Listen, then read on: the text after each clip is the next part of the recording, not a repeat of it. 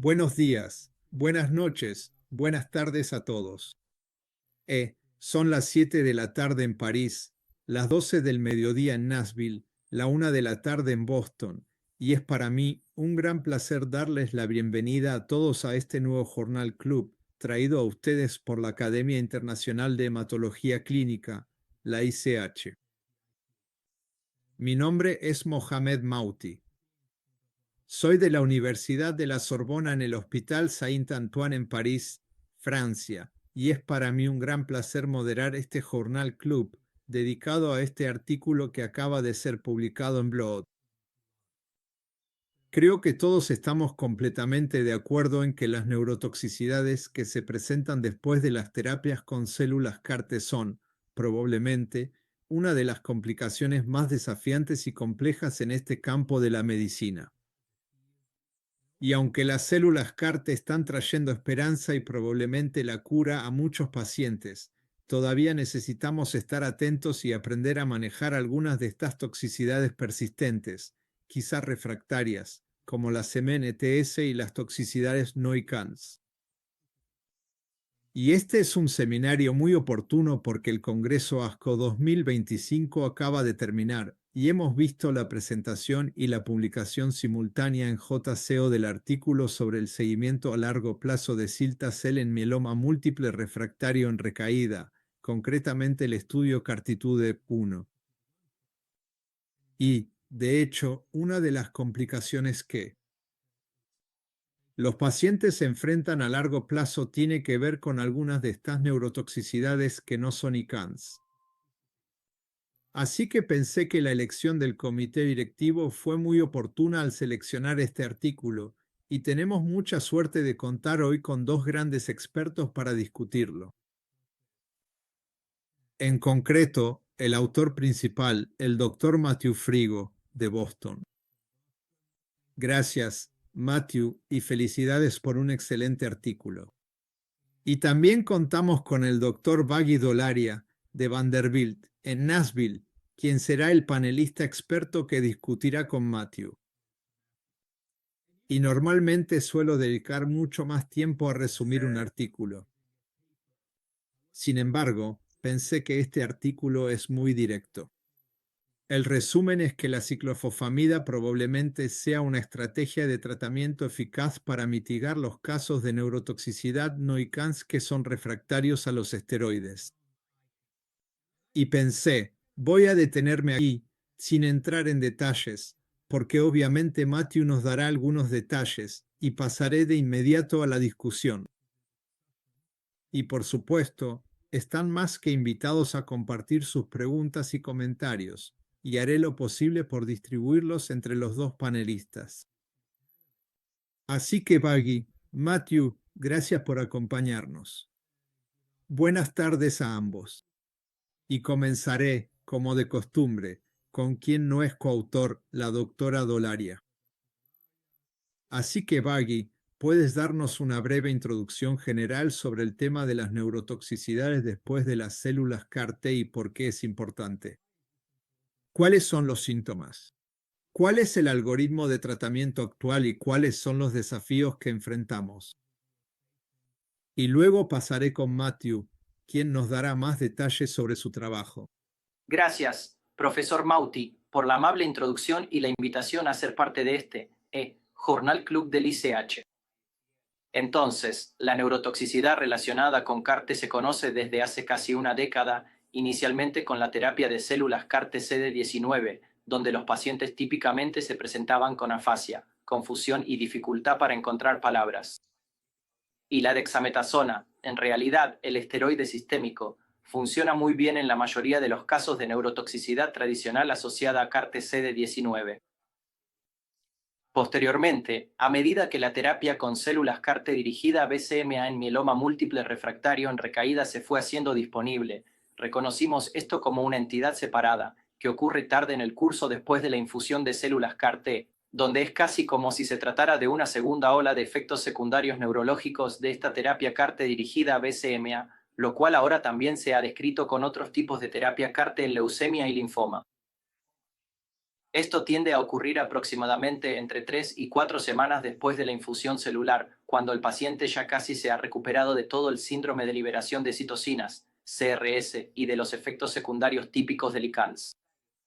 Y estos pacientes se presentan con una variedad de síntomas neurológicos que comienzan con algunos cambios de personalidad, trastornos del estado de ánimo, problemas de equilibrio y temblores. Ocasionalmente se ha descrito neuropatía craneal aislada.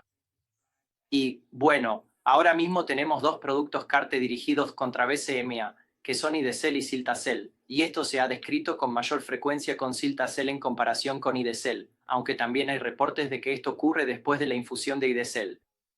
Y dado que este evento es poco frecuente, no es tan común como el ICANS tradicional. El manejo estándar que hacer con este paciente realmente todavía se está investigando. Y diferentes grupos han intentado distintos enfoques, y lo más sencillo realmente es volver a ponerles un poco de esteroides sistémicos para suprimir la actividad del CAR-T y ver si eso ayuda. Y, al menos en mi limitada experiencia personal, no parece ser tan efectivo como lo es con el ICANS tradicional y los pacientes siguen teniendo problemas con el equilibrio, trastornos del ánimo, muchas veces pueden llegar a quedar prácticamente postrados en cama porque no pueden caminar de forma independiente. Así que eso ha llevado a que los clínicos e investigadores intenten con fármacos inmunosupresores de segunda línea, que van desde anakinra hasta quimioterapia intratecal y, como vamos a discutir en este artículo, quimioterapia citotóxica sistémica como la ciclofosfamida. Así que creo que este artículo es muy oportuno porque el uso de Cilta-Cel está creciendo rápidamente en líneas de tratamiento más tempranas y lo estamos utilizando cada vez más frecuentemente en pacientes con mieloma de mayor edad, con comorbilidades neurológicas previas y disfunción orgánica. Así que solo anticipo que este problema se volverá más frecuente a medida que avancemos y expandamos el uso de Cilta-Cel. Así que esto aporta a la literatura sobre cómo manejar esta toxicidad. Muchas gracias, Bayi, y volveremos a este tema, creo, porque ya tenemos preguntas sobre el asunto, las diferencias entre productos y objetivos. Pero Matthew, ¿cuál fue la razón para usar ciclofosfamida en tu caso para estos pacientes con neurotoxicidades refractarias que no son ICANS? Sí, no, es una muy buena pregunta. Y, bueno, la verdad es que realmente no sabemos qué lo causa, ¿verdad? Así que no sabemos cuál es el mecanismo que está detrás de muchas de estas neurotoxicidades que no son ICANS. Creo que tenemos una comprensión fundamental del propio ICANS y de cómo se relaciona con el CRS, la activación de macrófagos, el ICAT y todos esos componentes inflamatorios que creemos que intervienen en esto. Por eso pensamos que cosas como la anakinra y los esteroides tienden a ser efectivos, ¿verdad? Y lo que normalmente vemos en esta especie de segunda ola de toxicidades, más o menos al mes, es el desarrollo de estos trastornos del movimiento, cambios de personalidad y algunos pueden ser muy sutiles. Algunos familiares pueden decir que mamá o papá simplemente están menos participativos en las reuniones familiares. Y por eso creo que parte de esto puede estar subdiagnosticado, especialmente cuando, ya sabes, puede ocurrir en un periodo de 3 a 6 meses en el que los pacientes pueden desarrollar una anomalía en la marcha y, si son mayores, a veces sus médicos de cabecera no relacionan ambas cosas. Pero, ya sabes, tuvimos nuestro primer caso de esto y el paciente en realidad progresó bastante rápido con parkinsonismo y terminó en cuidados paliativos. Y esto fue a pesar de dosis altas de esteroides, anakinra, el enfoque típico de antiinflamatorios. Y en los primeros estudios de Cartitude, de hecho intentaron usar Citoxan para algunos de estos eventos raros. Y no me refiero a las parálisis de nervios craneales, me refiero más bien a las características puramente parecidas al Parkinson. Pero lo hicieron a unos 500 mg por metro cuadrado y a una dosis mucho más baja, así que básicamente daban una sola dosis y no necesariamente veían, ablación de la ALC al menos, o del CAR. Y en ese momento empezaban a salir cada vez más datos que mostraban que el ALC estaba fuertemente correlacionado con la aparición de estos síntomas. Así que, lo que decidimos hacer en ese momento, dado que teníamos otro paciente que estaba, desarrollando estos síntomas y empeorando, fue que pensamos que tal vez dosis más altas de Citoxan para una ablación más profunda de las células CAR-T podrían estar justificadas. De nuevo, no conocemos el mecanismo, así que, al igual que con los esteroides, estábamos usando un enfoque bastante general, así que administramos 2 gramos por metro cuadrado. Y lo que vimos es que, en la primera publicación que realmente publicamos, observamos que el ALC cayó de manera bastante abrupta, aunque nunca dejamos de detectar células CAR-T en la sangre periférica. Y si sigues a ese mismo paciente, que todavía está en respuesta completa de su mieloma después de más de 2 años, creo, y que aún no ha recaído de sus síntomas. Él estaba postrado en cama y básicamente completamente no interactivo cuando lo estábamos tratando.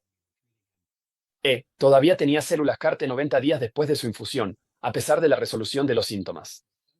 Y cuando aislamos esas células CAR-T, todavía eran funcionales in vitro. Así que es una situación interesante, donde la expansión de las células parece correlacionarse con la toxicidad. Vemos que la eliminación de las células durante la expansión máxima al inicio de los síntomas parece revertir y potencialmente prevenir que eso empeore. Sin embargo, la persistencia del CAR y la funcionalidad persistente del CAR dirigido a BCMA no parecen correlacionarse con la recurrencia de los síntomas. Así que surge la pregunta, ¿es esto realmente un efecto en el objetivo?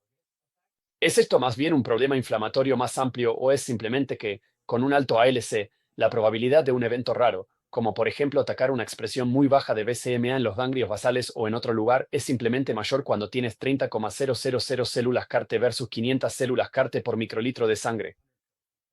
Entonces, ¿es esto un juego de probabilidades? Pero, sabes, la verdad es que no creo que tengamos una buena comprensión de qué es lo que lo está impulsando principalmente.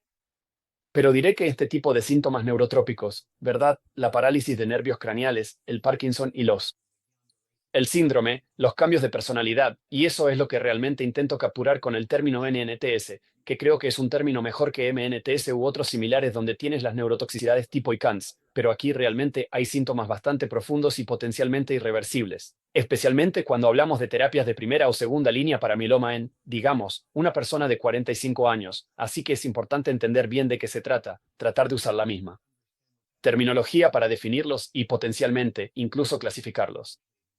Y sé que Last está trabajando en otro manuscrito para tratar de encapsular mejor esto, de modo que todos podamos usar el mismo lenguaje y, con suerte, cuantificarlo de una manera más precisa. Pero, en última instancia, la falta de comprensión de un mecanismo y la asociación con la expansión del CAR-T, y entonces, si esto era un efecto en el objetivo o fuera de él, sabes, claramente está asociado con algún tipo de respuesta inflamatoria o inmune. Maravilloso. Muchas gracias por la explicación y ya tenemos muchas preguntas. Una pregunta, y tal vez ambos puedan abordar esto, ¿por qué vemos esto más con el constructo Siltacel específicamente y no con IDCEL? Pero también hay otros CAR-T anti-BCMA académicos, uno de España, algunos de China, y en realidad la única frecuencia más alta se reporta con Siltacel. ¿Qué tiene de único este constructo? Que, por cierto, en términos de eficacia, es bastante asombroso, porque como mencioné en mi introducción, tenemos un tercio de los pacientes que están viviendo mucho tiempo y sin enfermedad. 5 años. Libres después de 5 años y han recibido una mediana de 6 líneas de terapias previas. Yo empezaré con esta. Entonces, sabes, las principales diferencias entre los distintos constructos, y creo que esto es algo único del mieloma múltiple, a diferencia del linfoma, donde en el linfoma todos los enlazadores se basan en cadenas simples y todos usan FMC63, que es un anticuerpo monoclonal derivado de ratón, de acceso público. Y entonces, cuando miras IDCEL, utiliza un fragmento variable de cadena simple que está humanizado. Cuando miras Siltacel, utiliza un constructo bivalente, así que se une a 2 epítopos de BCMA, y está derivado de un camelio o de un fragmento variable pesado derivado de llama.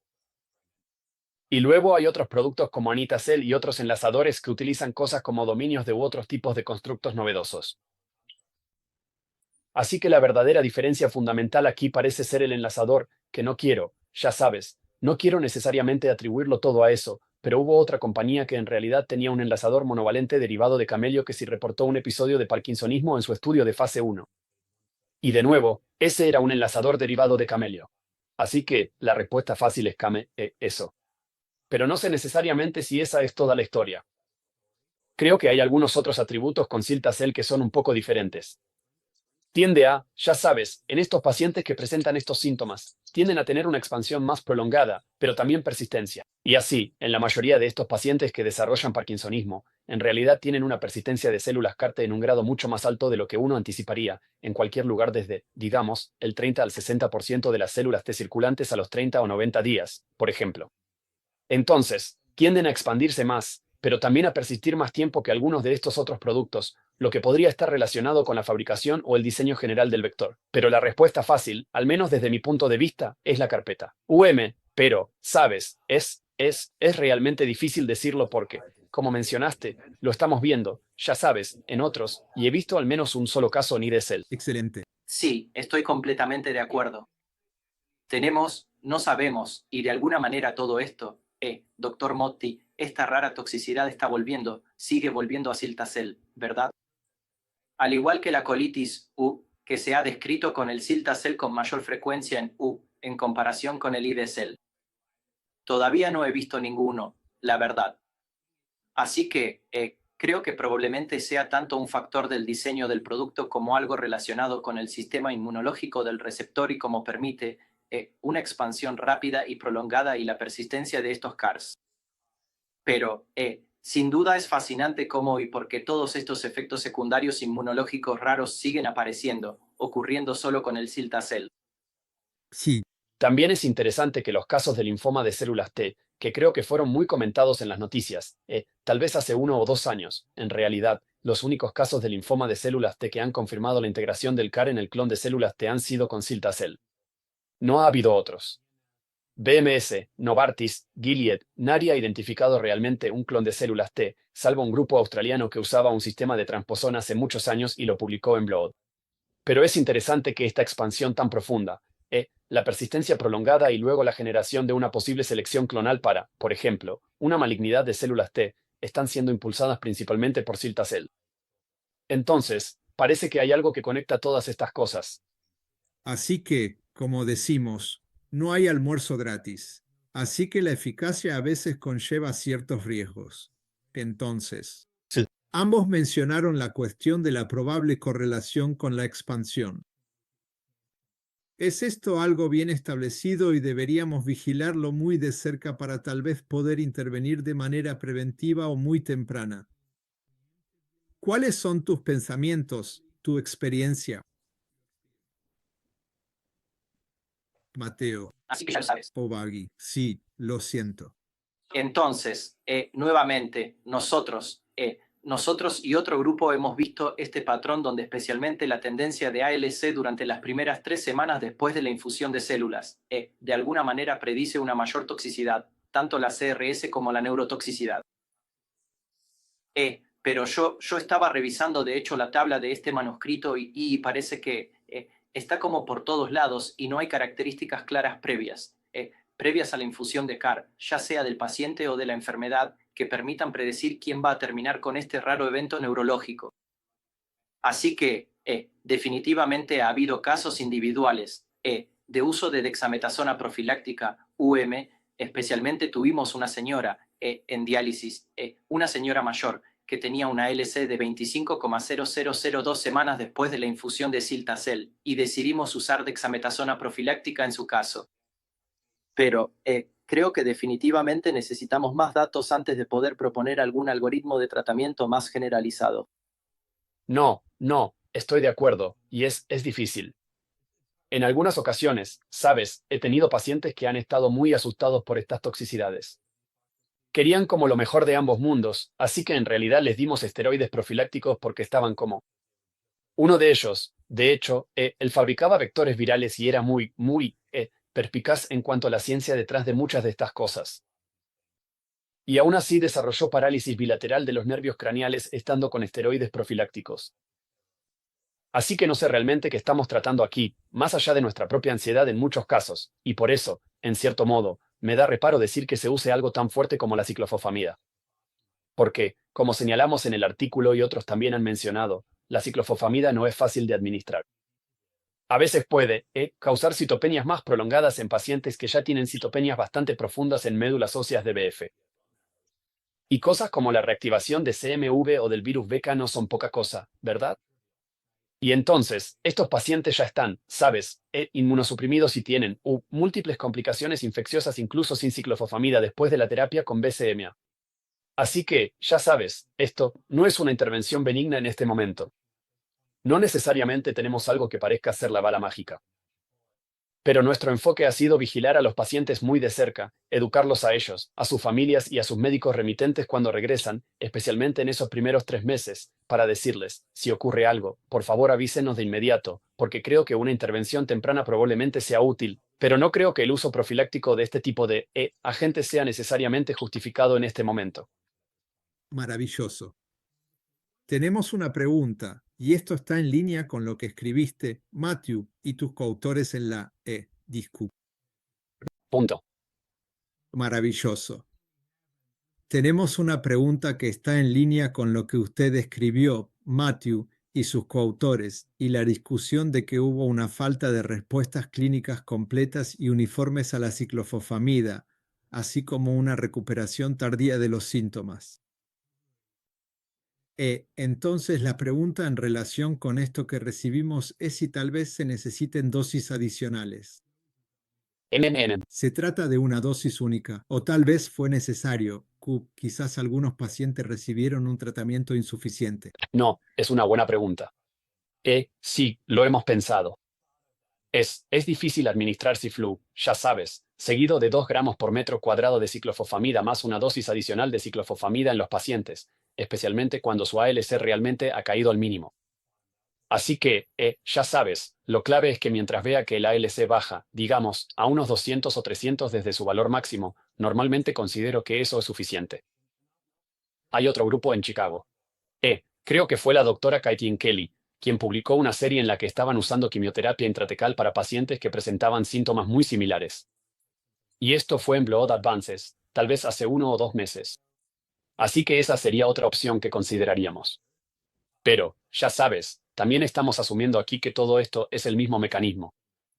Sigo volviendo a esto de que hay muchas suposiciones aquí, pero los pacientes que no tenían altos ALC aún pueden desarrollar parkinsonismo, y los pacientes que tienen altos ALC no desarrollan parkinsonismo. Así que creo que estamos usando esto como un sustituto en este momento para la expansión de CAR-T. Pero, ya sabes, de nuevo, podría ser simplemente un evento raro, muy raro. Y creo que tanto, ya sabes, cuando estos síntomas empiezan a desarrollarse y luego cuando los reconocemos, la reversibilidad puede depender de ese momento. Así que, aunque tal vez podamos revertirlo en algunos casos, si dejamos que esto se prolongue, y tuvimos algunos pacientes sobre los que informamos que, ya sabes, se presentaron y era que la abuela se caía mucho. Y era porque su forma de caminar se estaba volviendo más corta y pequeña, y se estaba debilitando. Y para cuando la encontramos, ella ya había dejado de comer. Y en ese momento, ya sabes, habíamos intentado con ciclofosfamida. Habíamos intentado, terapia intratecal. Intentamos con dasatinib, intentamos con Jakafi, intentamos con anakinra. Intentamos con Sexa, siltuximab. Intentamos de todo solo para tratar de revertir esto en esta pobre mujer, y nada funcionó. Y lo interesante es que los paneles autoinmunes, las biopsias de nervio, las biopsias musculares, las muestras de LCR, todo era bastante benigno. Así que de nuevo, esto solo demuestra que no sé qué estamos tratando. Solo, y recalco ese punto, pero no quiero que parezca que todos deberían recibir ciclofosfamida, sino también enfatizar que realmente necesitamos entender qué es esto, por qué está ocurriendo, y necesitamos reportarlo cuando suceda, para que realmente podamos comprender mejor qué lo está provocando y así poder encontrar una mejor solución. Gracias. Una pregunta para ti, Baggy, es si podemos preidentificar a esos pacientes que tienen un alto riesgo de desarrollar este tipo de neurotoxicidades y tal vez en este tipo de pacientes evitar usar Cilta-Cel y emplear otros enfoques. ¿Alguna idea sobre esto? Sí, ¿Cómo lo haces en tu práctica clínica habitual? sí. Así que la respuesta es no. Realmente no lo sabemos, porque esto se ha descrito a lo largo de toda la carga de la enfermedad, incluso en mieloma con baja carga tumoral, sin enfermedad extramedular, sin disfunción orgánica importante como insuficiencia renal aguda o problemas hepáticos. Así que lo hemos visto en todos los casos, incluso donde realmente no esperarías tener demasiada toxicidad, donde el paciente presenta este evento neurológico tardío. Así que la respuesta corta es que hasta ahora realmente no conocemos los factores clínicos confiables cuando estás aconsejando al paciente. Tienes tanto IDECEL como Cilta-Cel disponibles y estos son los riesgos. ¿Cómo vas a elegir entre ellos? Así que, al menos en mi práctica, y de nuevo, esto es, hablo solo por mí porque incluso hay variaciones en la práctica dentro de nuestro grupo, 6, 7 médicos de trasplante y CAR-T. Y cada uno de nosotros lo aborda de manera diferente, pero, en mi opinión, estos pacientes, especialmente si llegan con una recaída temprana de mieloma múltiple, no han recibido bispecíficos antes y tienen más de 70 años. Yo me inclino más por IDECEL, simplemente por su seguridad comprobada. Puedo conseguir 1,5, 2 años de supervivencia libre de progresión, y luego puedo usar talquetamab u otro bispecífico, llevándolos hasta los 75, 80 años de edad. En ese momento, ya han vivido su esperanza de vida normal. Así que, y tengo una conversación honesta con los pacientes sobre este cálculo de riesgo-beneficio que hago mentalmente. Y dejo que el paciente decida si quiere. La mayor supervivencia libre de enfermedad, la posibilidad de cura en 1/3 del tiempo, pero con el riesgo de tener este evento raro y que pueda terminar con un déficit a largo plazo por esto versus IRA y DECEL, que hemos usado por más tiempo y conocemos. Por otro lado, tengo a un paciente más joven, con enfermedad múltiple refractaria, enfermedad extramedular. Yo siempre prefiero Cilta-Cel en esa situación, a pesar de este riesgo potencial. Así que es diferente. El juicio individual siempre prevalece. Matthew, ¿alguna receta? Sí. ¿Experiencia? No, yo estoy completamente de acuerdo. Creo que es difícil realmente cuantificar algo y decirte lo que tu intuición clínica te indica. Pero los pacientes mayores, al menos desde un nivel fundamental, si estos síntomas vuelven a aparecer, tienden a no recuperarse tan fácilmente, ¿verdad? Así que si desarrollan debilidad, problemas al caminar, desnutrición, realmente no se recuperan bien. No se rehabilitan tan bien. Y entonces, si tienes a alguien de 70 o 80 años, si presentan síntomas sutiles, puede ser más perjudicial para ellos. Tampoco toleran la hidroxitoxina y las intervenciones que hemos utilizado, con la misma facilidad. Y por eso es más probable que tengan complicaciones por eso. De lo contrario, si usamos. De hecho, seguimos usando bastante IDECEL y actualmente tenemos un estudio en curso usando el URA como mantenimiento después de IDECEL, con la esperanza de reducir realmente la EMR de los pacientes. Y ojalá eso se traduzca en una mayor SLP. Pero diré que una de las cosas que puedes hacer si vas a usar IDECEL es realmente reducir la masa tumoral de los pacientes, ¿verdad? Trata de disminuir la carga de la enfermedad, intenta que los pacientes estén en la mejor situación posible, porque los pacientes que son EMR negativos al mes y a los 12 meses y que reciben IDECEL tuvieron una SLP de alrededor de, creo que eran 34 meses cuando analizaron los datos retrospectivos. Y por último, ya sabes, también tenemos estudios en curso con cosas como Anitacel. Actualmente, acabamos de terminar el reclutamiento para la fase 2 y luego tenemos la fase 3 para segunda o cuarta línea. Y hasta el momento se han tratado entre 3 y 400 pacientes, según tengo entendido. Y realmente no hemos tenido ningún caso de colitis o parkinsonismo. Nuevamente, la focalización de BCMA, un aglutinante diferente, no está claro qué está sucediendo, pero esa PFS fue de más de alrededor de 30 meses en el estudio de fase 1 de alrededor de 38 pacientes. Excelente. Entonces, y lo mencionaste muy bien, Matthew, y yo estaba al tanto de eso porque el doctor Napurraj presentaste esto. Tienes este hermoso estudio que me gusta mucho con IDECEL seguido de mantenimiento de consolidación con el Renetamab, un anticuerpo biespecífico activador de células TBCMA que funciona muy bien.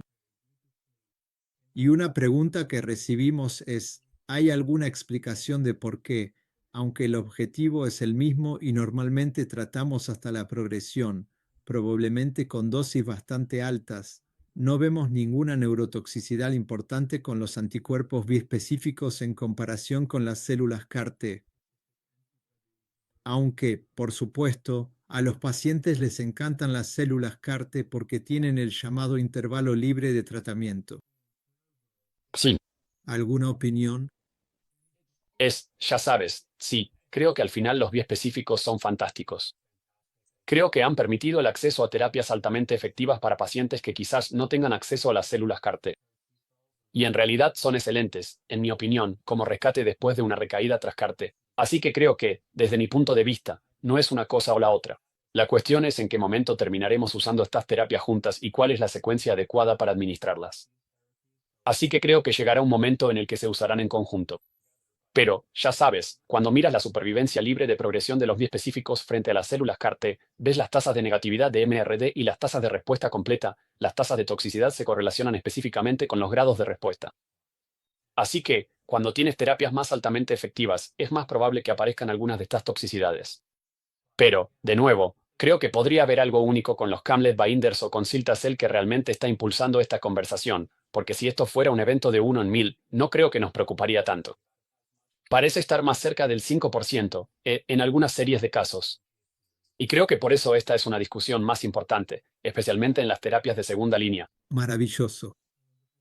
Una pregunta para ti, Baggy, que acabamos de recibir. En realidad, el colega menciona que el protocolo de Cevostamab, que es un biespecífico dirigido a FcRH5, utilizó profilaxis con tocilizumab para todos los pacientes. Así que todos recibían tocilizumab. Y la pregunta es, ¿esto es algo? ¿Este enfoque es algo que harías cuando usas células CAR-T? No, no, realmente no fuera de un ensayo clínico. Nosotros estábamos. Hicimos tosi profiláctico como parte de una de las cohortes de Suma 1. Hace años el linfoma difuso de células B grandes con CAR-T de CD19, Yescarta. Y surgieron algunas cosas. Se puede administrar tocilizumab profiláctico de manera segura y reducir los eventos de CRS más graves. Pero la segunda señal que surgió fue que, en realidad, no hubo ningún cambio en el impacto sobre el ICANS. De hecho, hubo algunos casos de mayor incidencia de eventos de ICANS en esa pequeña cohorte de unos 40 y tantos pacientes. Entonces, al menos en nuestra práctica, no hemos estado administrando tocilizumab profiláctico, ni siquiera en CAR-T de CD19. Lo que sí hacemos es dexametasona profiláctica para linfoma difuso de células B grandes que va a recibir Axicel con alta carga tumoral, basándonos en los datos de la cohorte 6 de Suma 1. Pero todavía no estamos usando tocilizumab. Sin embargo, si consideramos la idea de usarlo en nuestra clínica de bispecíficos, basándonos en las publicaciones recientes sobre taclizumab, talquetamab y tocilizumab profiláctico. Pero sentimos que, incluso en esas situaciones, la mayoría de los pacientes se manejan bien solo con la dexametasona. Así que no lo hemos utilizado en un sentido más amplio. Y no anticipo que la profilaxis con tosi tenga impacto en ICANS porque es simplemente un mecanismo de acción totalmente diferente. Excelente. Gracias. Bueno, Matthew, la semana pasada tuvimos un seminario web muy hermoso sobre células TCAR para pacientes ambulatorios. Entonces, no sé si usted está haciendo células TCAR para pacientes ambulatorios, pero permítame plantear la pregunta de una manera más amplia. ¿Qué tipo de recomendaciones prácticas y orientación le daría a los colegas que tienen menos experiencia?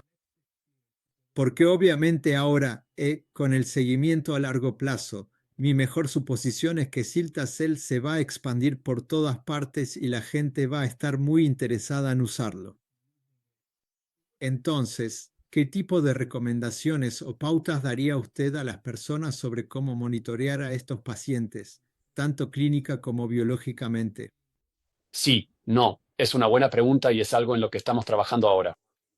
Estamos haciendo alrededor del 20 al 30%, creo, de nuestros CAR-T en modalidad ambulatoria. Estamos algo limitados por el alto costo de vida y de hospedaje en el área de Boston. Y, bueno, ya sabes, siendo realistas, si un paciente llama 911 lo llevan a la sala de emergencias más cercana y ellos. Eso podría ser uno de 5 hospitales en el área de Boston, ya sabes, entre donde estamos ahora y donde viven. Así que, ya sabes, mucho de esto depende de la selección de pacientes, ¿verdad? Eso incluye tanto características biológicas, carga basal de enfermedad inflamatoria, cosas así. Así como el apoyo social, el acceso al transporte.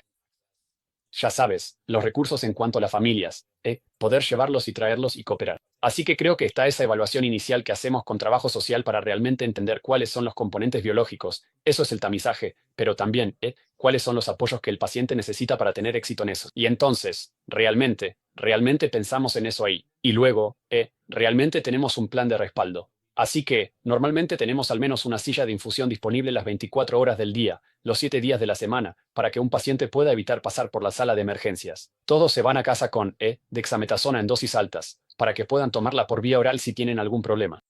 Y eso nos ha funcionado bien. Y creo que Cilta-Cel es uno de esos productos que realmente se presta para acercarte de forma ambulatoria. En mi opinión, ya sabes, hacemos mucho idocel, pero no hacemos mucho idocel de manera ambulatoria simplemente porque la aparición media de los efectos es tan pronto después de la infusión. Si vas a tener que admitir al paciente tan rápido, no sé si realmente tiene sentido arriesgarse e intentar mantenerlo fuera solo 1 o 2 días más. Pero tampoco tiene sentido tener a un paciente en el hospital durante una semana esperando que ocurra el CRS solo para observarlo otra semana más con algo como Cilta-Cel. Así que creo que con Cilta-Cel tiene mucho sentido. Y, una estrategia que implementamos y que recomendaría mucho para los centros nuevos es que en realidad planeábamos una admisión para el día 4. Así que, mientras estábamos comenzando con las infusiones ambulatorias y nuestro sistema de monitoreo, simplemente planeábamos admitir a los pacientes en el día 4 o 5. Así que, hasta que realmente entendimos cómo evolucionaban los pacientes, los capturábamos justo cuando empezaban a tener fiebre, ya estando en el hospital, y así logramos que el personal se sintiera realmente seguro y cómodo para seguir adelante. ¿Cuál es la experiencia en Nashville, Baji? Bueno, el costo de la vivienda no es tan alto como en Boston, pero esperamos llegar ahí algún día. Así que somos un programa 100% ambulatorio, tanto para alocar como para auto. Nuestro protocolo, sin importar la biología del paciente o la carga de la enfermedad, es hacerlo de manera ambulatoria, realmente con todos los pacientes. Puedo pensar en un puñado de casos en los que los admitimos de manera preventiva, y la razón. Y eran pacientes con leucemia, pacientes bastante graves, con enfermedad activa. Pero en mieloma, en realidad podemos hacer toda la infusión celular de manera ambulatoria y solo los admitimos si presentan CRS de grado 2 o superior o cualquier ICANS. Los admitimos para el monitoreo. Y diría que alrededor de 2/3 de los pacientes pueden permanecer como ambulatorios, porque tenemos la capacidad de administrar tocilizumab de forma ambulatoria en nuestro centro de infusión, que está abierto los 7 días de la semana. Y después del horario habitual, contamos con sensores corporales y una enfermera especialista en CAR-T que monitorea a estos pacientes de forma remota. Y si presentan fiebre o algún cambio significativo en los signos vitales, llamamos a los pacientes, hacemos una videollamada remota durante la noche con el cuidador para realizar toda la evaluación ICE y la valoración de CRS.